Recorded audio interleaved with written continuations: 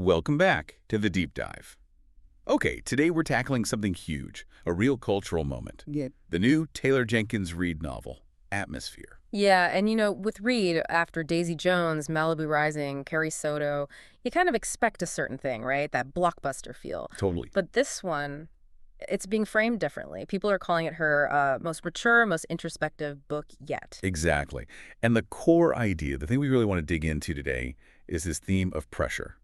The book seems to be about fame, truth, the weight of being constantly seen, where, metaphorically speaking, the air around you becomes too thin to breathe. Mm-hmm.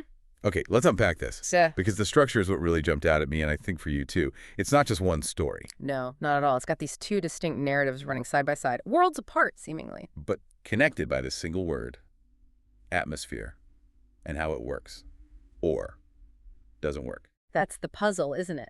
How does atmosphere function literally, like actual air pressure in space, and metaphorically in the intense world of celebrity?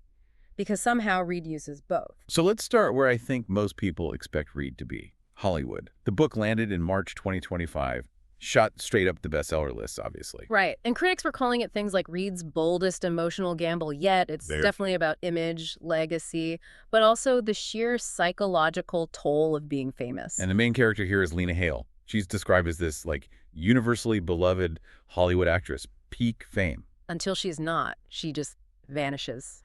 The story picks up after this huge fall from grace. There's talk of a mysterious on-set accident and some kind of viral scandal that just blew up. Poof, gone. A Yeah. total recluse. And the way the story unfolds, this whole Hollywood part, it's structured as an interview. Which is such a clever move. A journalist actually tracks Lena down, finds her living in this remote coastal town. And forces this confrontation, really, between the public myth of Lena Hale and the much messier person hiding away. Yeah, and that interview format, it makes you, the reader, constantly question what's real. You're watching the story get constructed, maybe even manipulated right in front of you. It blurs that line between truth and myth, as the sources say. One review really nailed it, I thought. It said, Reid trades glitz for gravity. This is a story about the atmosphere between who we are and who the world demands we be. Oh, that's good. Gravity instead of glitz. That captures it. It does, because the book presents fame less as this shiny prize and more as this relentless physical force, something that actually bends and warps identity. It tackles that paradox, doesn't it?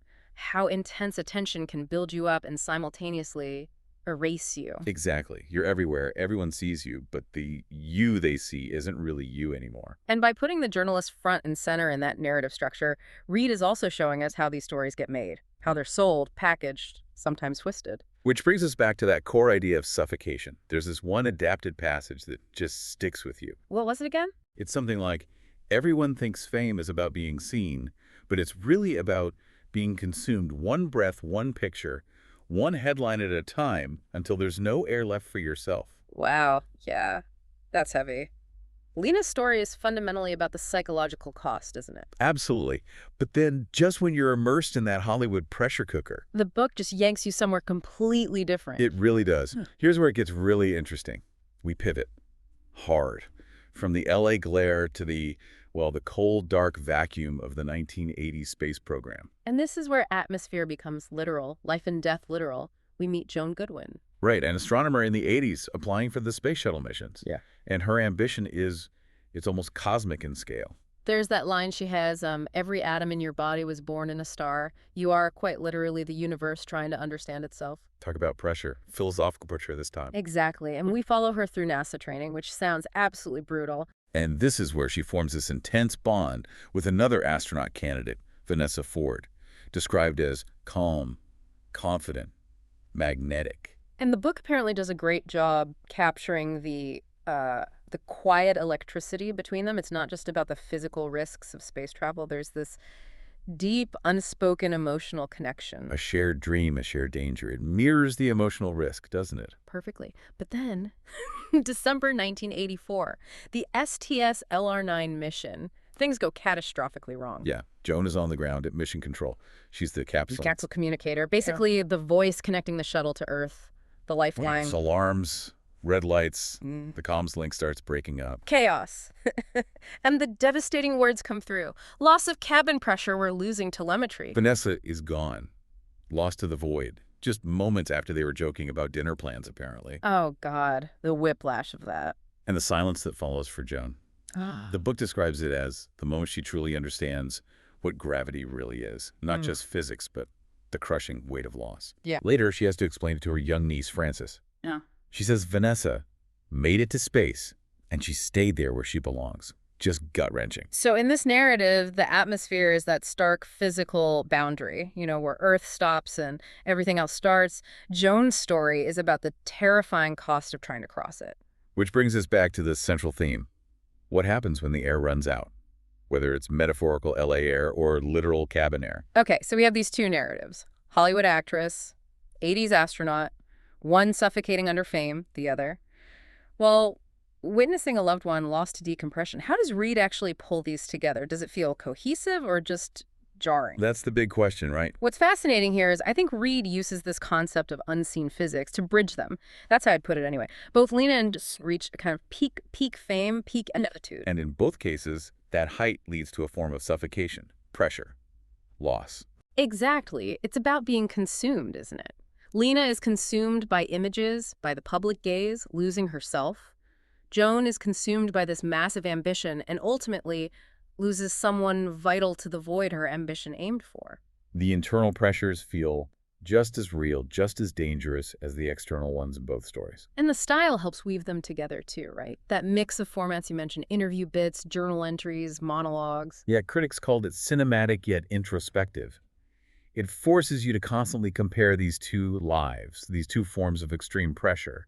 It sort of echoes Daisy Jones in its structure, but maybe darker. Definitely darker. Now, I know we saw some critiques. Some readers apparently found it too introspective. Maybe they missed the big ensemble feel of her earlier books. Yeah, that came up. Like maybe they wanted more characters, more of that Daisy Jones band dynamic or the Malibu Rising family sprawl. Which is fair, I guess, if that's what you're expecting. But maybe that tight focus is the point. How so? Well, by zeroing in so tightly on Lena and Joan's internal worlds, Reid really hammers home the isolation that comes with that level of extremity. Fame is isolating, and deep space is like the ultimate isolation. That makes a lot of sense, actually. What about the ending? We heard some people found it ambiguous, like Reid leaves space rather than closure. Does that weaken it for you? Not necessarily. I mean, if the whole book is about atmosphere as this boundary, this liminal space, maybe a neat, tidy ending would feel wrong. Like it would betray the theme. Kind of. Maybe the ambiguity is part of the point. It leaves you hanging in that space. I think the book's real power is in its insights into fame, ambition, what we now call cancel culture, but also just profound loneliness. So it feels like she's using these really specific, almost extreme settings, Hollywood, NASA, to say something broader about, well, about us now. I think so, yeah. If we connect this to the bigger picture, look, we're all kind of living in a performance culture now, aren't we? Oh, definitely. We're constantly curating our lives online, performing for algorithms, building our own little atmospheres. There's pressure there too. Maybe not life or death like in the book, but still. Pressure. We're all managing our own little pressurized cabins online, hoping the seals hold. That's a great way to put it. And Reid uses these epic stories to ask that universal question: how much of your actual self do you trade away for visibility? What happens when the image you've built becomes suffocating? It takes celebrity drama and astronaut tragedy and makes it about identity itself. Pretty much, it elevates it. So the final verdict. If you're looking for something fast, glamorous, but quietly devastating, this sounds like it. I'd say so. It's interesting. If Daisy Jones was so much about sound, about music and noise and collaboration, Atmosphere feels like it's about silence. The silence after the applause dies.